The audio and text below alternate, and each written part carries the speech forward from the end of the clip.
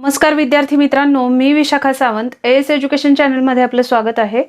आज आपण नामाचा वचन विचार या दुसऱ्या भागामध्ये पुढील स्त्रीलिंगी नामाचे जे नियम आहेत ते अभ्यासणार आहोत आणि तेही उदाहरणासहित। त्याआधी ज्या विद्यार्थ्यांनी नामाचा वचन विचार याचा जो पहिला भाग आहे तो पाहिला नसेल तर तो पाहून घ्या, कारण याच्यामध्ये अकारांत शब्द म्हणजे काय, उकारांत म्हणजे काय, इकारांत म्हणजे काय हेही मी समजावून सांगितलेलं आहे। इतर नियमही समजवण्याचा त्यामध्ये प्रयत्न केलेला आहे। आपण नामाचे लिंग विचार आणि वचन विचार या टॉपिकचा अभ्यास करतोय। त्याच्यामधला सध्या आपला वचन विचारचा भाग 2 याचा आपण अभ्यास करणार आहोत आणि ह्या भाग 2 मध्ये पहिल्या भागामध्ये आपण पुल्लिंगी नामांची एकवचन अनेकवचनाचे नियम अभ्यासलेले आहेत। तर आता आपण स्त्रीलिंगी नामाचे एकवचनाचे आणि अनेकवचनाचे नियम अभ्यासणार आहोत। आणि नेहमीचीच आग्रहाची विनंती, जे विद्यार्थी या चॅनलला नवीन असतील त्यांनी चॅनलला सबस्क्राइब करायला विसरू नका आणि व्हिडिओ आवडला तर लाईक आणि शेअर नक्की करा, जेणेकरून तुमच्या मित्रांना सुद्धा स्पर्धा परीक्षेमध्ये या व्हिडिओचा उपयोग होईल। तर बघूया नामाचं वचन विचार मधलं स्त्रीलिंगी नामाचे एकवचन आणि अनेकवचन कसे होते आणि त्याच्याविषयीचे महत्त्वाचे नियम कोणते। आणि शिवाय हे स्त्रीलिंगी नामाचे वचन विचार झालं की आपण स्त्रीलिंगी नामाचे एकवचन अनेकवचन यांवर स्पर्धा परीक्षेला कशा पद्धतीचे प्रश्न विचारले गेलेत हेही शेवटी पाहणार आहोत। त्याच्यामुळे व्हिडिओ पहिल्यापासून शेवटपर्यंत नक्की पहा। आता बघा की अकारांत इथं म्हटलेलं काय आहे, अकारांत आणि आकारांत याच्यामध्ये फरक असतो। तर अकारांत स्त्रीलिंगी नामाचे अनेक वचन आकारांत होते किंवा इकारांत होते। काय म्हटलंय, अकारांत स्त्रीलिंगी नामाचे अनेक वचन एकतर आकारांत होते किंवा इकारांत होते।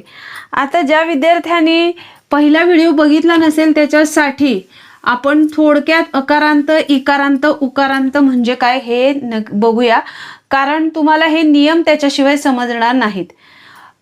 अंत इथं बघा, आकारांत, आकारांत, आकारांत इथं शेवटी अंत असा शब्द येतो।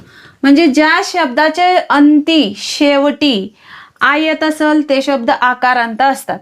जसं खारका, खारका, का का म्हटलं की आ असं येतो, म्हणजे हा शब्द आकारांत आहे।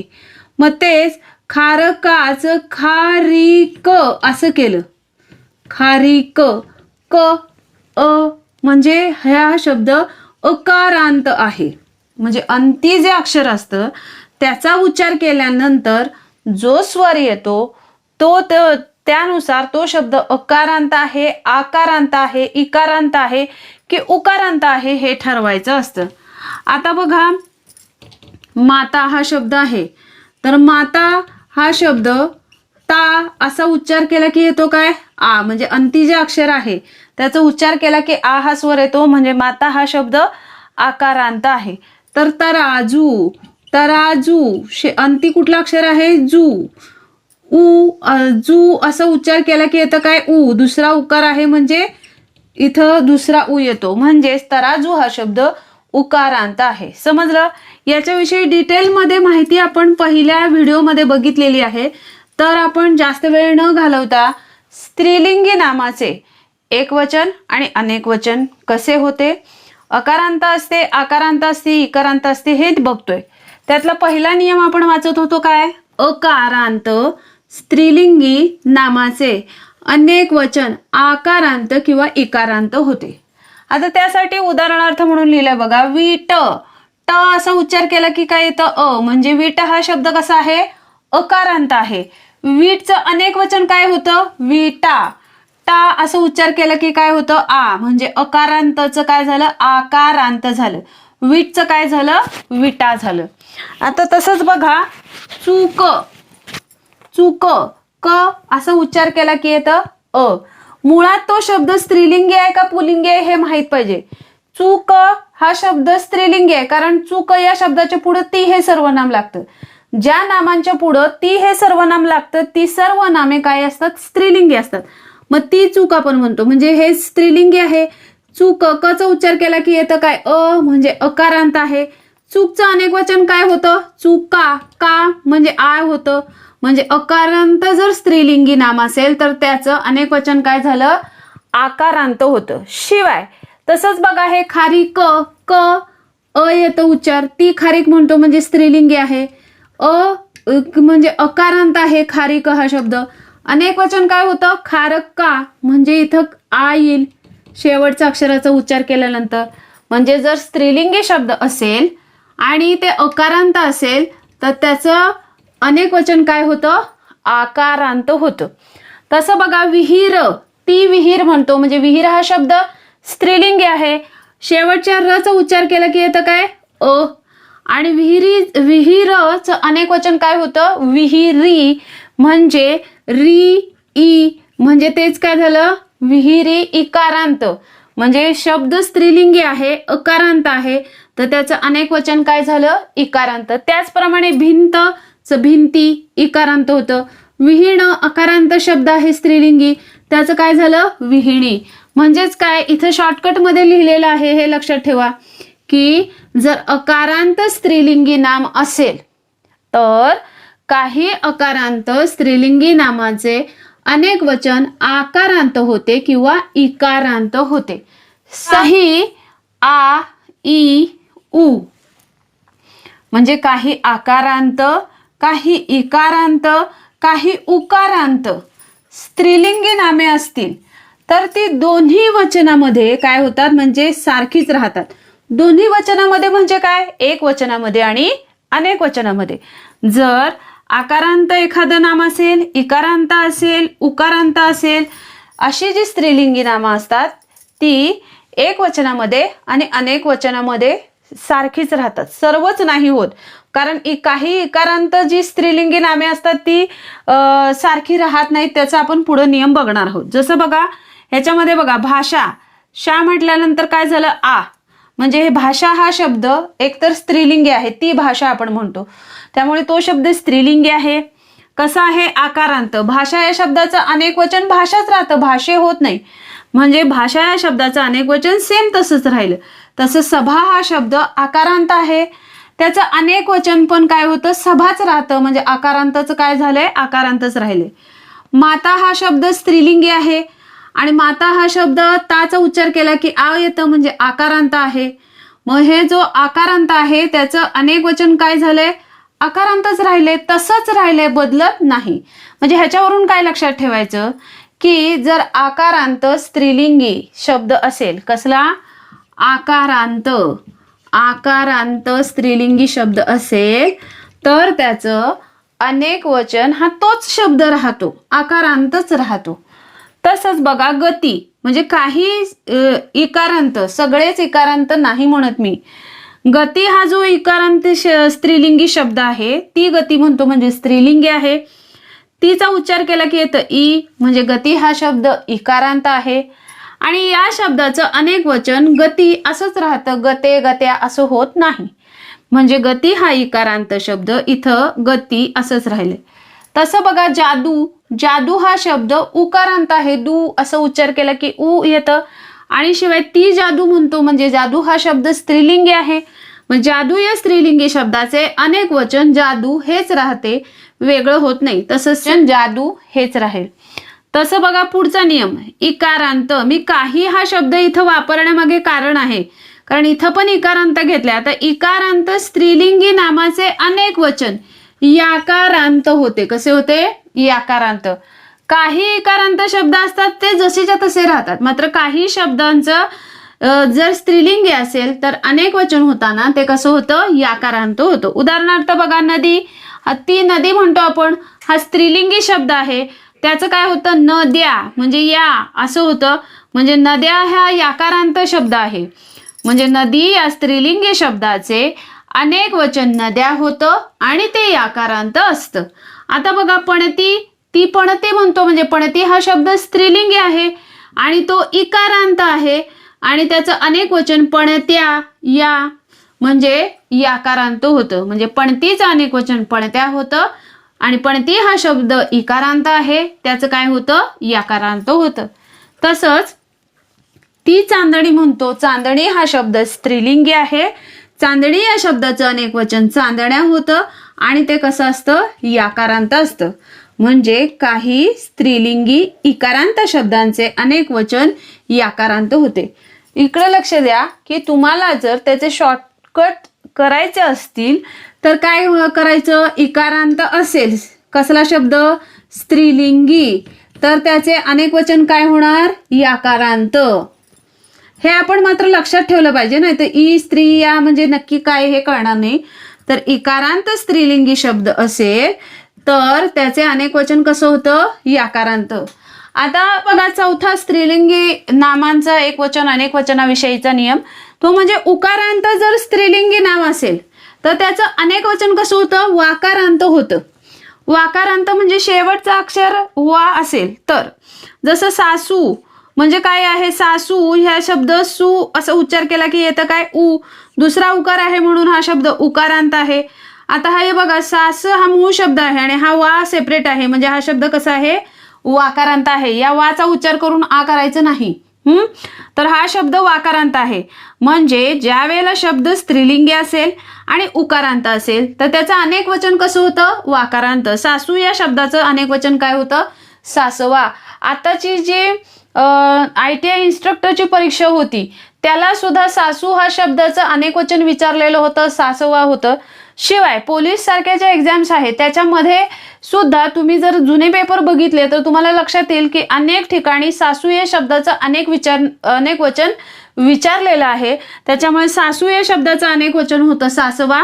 सासू हा मूळचा शब्द आहे स्त्रीलिंगी आणि तो कसा आहे, उकारांत आहे. मग सासवा हे अनेक वचन काय आहे, तर वाकारांत आहे. आलं लक्षात. तसं पिसू, पिसू हा शब्द आहे तर तो आहे उकारांत आणि इथं हा मूळ शब्द राहतो आणि हा सेपरेट वा आहे, म्हणजे हा शब्द काय आहे, वाकारांत आहे. पिसू हे एकवचनी स्त्रीलिंगी नाम आहे तर पिसवा हे अनेकवचनी स्त्रीलिंगी नाम आहे. तसंच बघा जळू, जळू हा मूळचा स्त्रीलिंगी शब्द आहे आणि जळू हा शब्द उकारांत आहे, ळू असं उच्चार केला की उ. जळ ह्या मूळ शब्दाला इथं वा हा सेपरेट आहे, म्हणजे हा शब्द काय आहे, वाकारांत आहे. म्हणजे जळू या उकारांत स्त्रीलिंगी नामाचे अनेक वचन कसं होतं, वाकारांत होतं. आलं लक्षात. तर अशा पद्धतीनं आपण याचे नियम बघितलेले आहेत. आता याच्याशी रिलेटेड आपल्याला प्रश्न कशा पद्धतीचे परीक्षेला असू शकतात हेही आपण बघणार आहोत, त्यामुळे व्हिडिओ स्किप करायचा नाही, शेवटपर्यंत बघायचा आहे. आपण स्त्रीलिंगी नामाचे एक वचन आणि अनेक वचन कसं होतं हेही पाहिलं. शिवाय स्त्रीलिंगी नामाचे एक वचनातून अनेक वचन होत असताना कशा पद्धतीचे बदल होतात, तो अकारांत असेल तर आकारांत होते की इकारांत होते याचे नियमही आपण व्याकरणिकदृष्ट्या अभ्यासलेले आहेत. आता यावर आधारित स्पर्धा परीक्षेला कशा पद्धतीचे प्रश्न येऊन गेलेत आणि ते आपण कशा पद्धतीने पटकन सोडवायचे आहेत, त्याच्यासाठी कोणत्या आयडिया वापरायच्या आहेत हेही आपण इथं बघणार आहोत. लक्षात घ्या, इथं मी प्रश्न लिहिलेला आहे आणि कंसामध्ये तो प्रश्न कोणत्या परीक्षेला येऊन गेलेला आहे ते लिहिलेलं आहे, त्यामुळे ते वाचण्यात मी वेळ घालवणार नाही. आपल्याला कमीत कमी वेळामध्ये जास्तीत जास्त प्रश्न कशा पद्धतीने सोडवता येतील हे इथं आपण बघणार आहोत. आता बघा, जळू या शब्दाचा अनेक वचनी शब्द शोधा. पोलीस एक्झामला सुद्धा यांसारखे प्रश्न येऊन गेले, तर हा सर्वात सोपा प्रश्न. आता जळू, ती जळू स्त्रीलिंगी शब्द आहे, जळूचं अनेक वचन म्हणजे स्त्रीलिंगी जळू उ, उकारांत असेल तर त्याचं वाकारांत होतं, हा नियम आहे. मग उकारांत बघा, ळू असं उच्चार केलं की उ, मग वाकारांत होतं, मग शेवटी वा जिथं असेल तोच 100% शब्द काय असणार आहे, त्याचं अनेक वचन असणार आहे. आणि त्यामुळे जळू या शब्दाचं अनेक वचन काय होणार, वा कुठं आहे, जळवा दिसते तिथं शेवटी वा दिसते, म्हणजे तो शब्द काय आहे, अनेक वचनी असणार आहे, हे लक्षात ठेवा. आता बघा, इथं तर प्रत्यक्ष नियमच विचारला गेलाय. उकारांत स्त्रीलिंगी नामाचे जे विचारलाय प्रश्नात त्याला शक्यतो अंडरलाईन करून घ्या, म्हणजे समजायला सोपं जातं. उकारांत स्त्रीलिंगी नामाचे काय विचारलंय, अनेक वचन काय होते, वाकारांत होते. या नियमाने तयार होणारा शब्द कोणता असं विचारलं, इथं पर्याय लिहिलेत बघा मी. आता मुळात स्त्रीलिंगी विचारले त्यामुळे त्या पर्यायामध्ये जे दिलेले शब्द आहेत ते स्त्रीलिंगी असतील त्यांचाच विचार करायचा, पुल्लिंगी किंवा नपुंसकलिंगी असतील त्यांचा विचार करायचा नाही.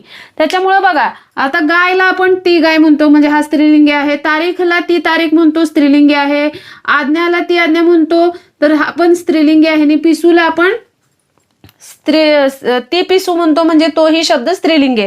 म्हणजे ऑप्शनला दिलेले चारही शब्द काय आहेत, स्त्रीलिंगी. विचारलं काय, उकारांत, उकारांत म्हणजे काय, शेवटचं जे अक्षर असेल त्याचा उच्चार केल्यानंतर उ असा उच्चार झाला पाहिजे आणि 100% त्याचं रूपांतर काय होणार आहे. आता बघा इथं गाय याचा उच्चार केला की असं येते, गाय य तारीख ख आज्ञा ज्ञा आ असं होते. मग हा राहिला बघा पिसू सु उ म्हणजे हा शब्द काय आहे, उकारांत. म्हणजे आपल्याला जरी नियम माहित नसेल पूर्णपणे, खरंच उकारांताचं वाकारांत होतं का नाही हे माहित नसेल, तरी निदान अकारांत उकारांत इकारांत म्हणजे काय हे जर माहित असेल तर आपण उत्तर परफेक्ट सोडणार आहे. आणि त्याच्यामुळं या प्रश्नाचं आन्सर पिसूचं पिसवा होतं म्हणजे वाकारांत होतं. म्हणून आपला आन्सर असेल पर्याय नंबर 4. आता पुढचं बघा, पुढील विधाने वाचा. दुय्यम निरीक्षक 17ला आलेला हा प्रश्न आहे. विधाने अब दिलेली आहेत. आता बघा, दासी दृष्टी या नामाचे अनेक वचन याकारांत होते. आता बघा त्याचं अनेक वचन करून बघा जर नियम माहित नसेल तर. दासीचं ती दासी म्हणतो म्हणजे स्त्रीलिंगी आहे. दासी दृष्टी ती दृष्टी म्हणजे पण स्त्रीलिंगी शब्द आहे हा. मग दासी या नामाचे अनेक वचन. दासीचं दास्या होतं का रे, नाही होत, दासीचं दासीच राहतं. दृष्टीचं पण दृष्ट्या नाही होत, दृष्टीच राहतं. म्हणजे ह्याचं एक वचनातलं आणि अनेक वचनातलं रूप सारखंच राहतं, ते बदलत नाही. म्हणजे हे शब्द इकारांत आहेत आणि त्याचं एक वचनातलं आणि अनेक वचनातलं रूप सारखंच राहतं. मग दासीचं दास्या वगैरे होणार नाही, मग दासीचं दासीच राहतं. म्हणजे इकारांत असेल तर तो इकारांतच राहतो शब्द, म्हणजे याकारांत होत नाही. त्यामुळे हे विधान कसं आहे, चुकीचं आहे हे विधान. आता बघा, तारीख विहीर या नामाचे अनेक वचन वाकारांत होते. आता बघा, तारीख ती तारीख स्त्रीलिंगी शब्द आहे. आपण स्त्रीलिंगी शब्दांचे नियम आताच बघितले. तारीखचं काय होतं, तारखा होतं अनेक वचन म्हणजे आकारांत होतं. तारीखचं काय होतं, आकारांत होतं अनेक वचन, तारीखचं तारखा. तसं विहिरीचं विहिरी होतं म्हणजे इकारांत होतं. म्हणजे तारीखचं तारखा हे आकारांत अनेक वचनी रूप होतं. विहीरचं विहिरी म्हणजे इकारांत अनेक वचनी होतं, वाकारांत होत नाही. म्हणजे हे पण विधान काय आहे, चुकीचं आहे. आणि म्हणूनच आपलं उत्तर असेल पर्याय नंबर 4, दोन्हीही अयोग्य. समजलं. पुढचं बघा, मला टाचण्या आणून द्या. या वाक्यातील टाचण्या हा शब्द पुढं डॅश डॅश आहे बघा. टाचण्या हा शब्द काय आहे तर अविधान दिलेला आहे. मूळचा स्त्रीलिंगी आहे. मूळचा म्हणजे काय, टाचण्या हे अनेक वचन आहे. टाचणी हा एक वचनी शब्द आहे, त्याचं अनेक वचन काय होणार, टाचण्या. म्हणजे मूळचा शब्द टाचणी हा आहे, ती टाचणी. तर मूळचा स्त्रीलिंगी आहे, तर हे बरोबर आहे की टाचण्या हा शब्द मूळचा काय आहे, स्त्रीलिंगी आहे. टाचण्या हे अनेक वचन याकारांत आहे. मग टाचण्या न टाचणी इथे शब्द संपतो, हे या सेपरेट आला म्हणजे हा शब्द काय आहे, याकारांत आहे. हे बरोबर आहे. म्हणजे अ आणि ब दोन्हीही बरोबर आहे.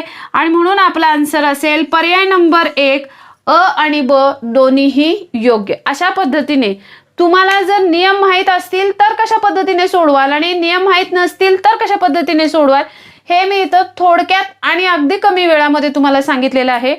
व्हिडिओ आवडला असेल आणि तुमच्याबरोबर तुमच्या मित्रमैत्रिणींना सुद्धा स्पर्धा परीक्षेत मराठी व्याकरण हे जे अवघड जातं ते सोपं व्हावं याच असं वाटत असेल तर तुम्ही व्हिडिओ हा जास्तीत जास्त शेअर करा आणि व्हिडिओ आवडला असेल तर लाईक करायला अजिबात विसरू नका. धन्यवाद.